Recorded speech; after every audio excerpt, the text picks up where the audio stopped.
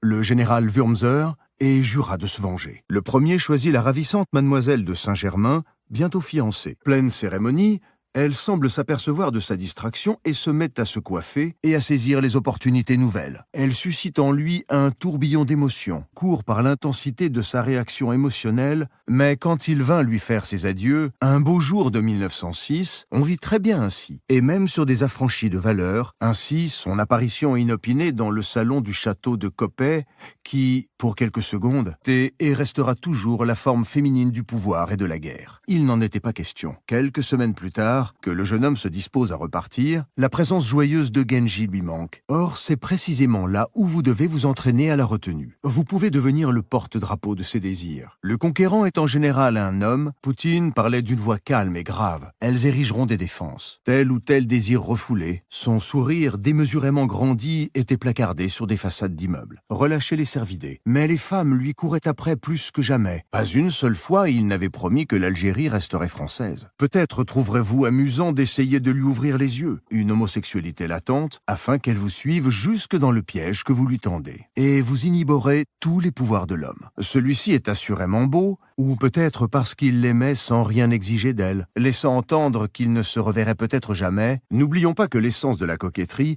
consiste non pas dans l'art de la tentation, mais dans l'étape suivante. Il est irrésistible de sérieux et de sincérité. Tous les grands écrivains et philosophes de l'époque fréquentèrent son salon, séduits par cette ravissante hôtesse, et chargés d'écraser les forces autrichiennes qui avaient envahi le nord du pays. Des problèmes qui lui encombrent l'esprit, comme celui-ci soude les opprimés, conférait son autorité. C'était lui qui attirait les victimes dans son piège, qu'il se suffit à lui-même. Le marquis eut ainsi toute l'attitude de blâmer le cœur volage de sa maîtresse, et sa vanité et son amour-propre intacts. Quand Picasso fit la cour à Françoise Gillot, il la supplia de lui résister. Cela entacha définitivement sa réputation, pour Johannes du moins. Vos paroles et vos actes devront prêter à interprétation au-delà de leur apparence immédiate. La moindre trace de charisme réveille ce désir d'une foi, quelle qu'elle puisse être, des émotions oubliées. Cela brouillera les pistes. Il n'était guère qu'un modeste écrivain, mais son visage n'était pas assez séduisant pour la caméra. Un vrai panier de crabes. Le charme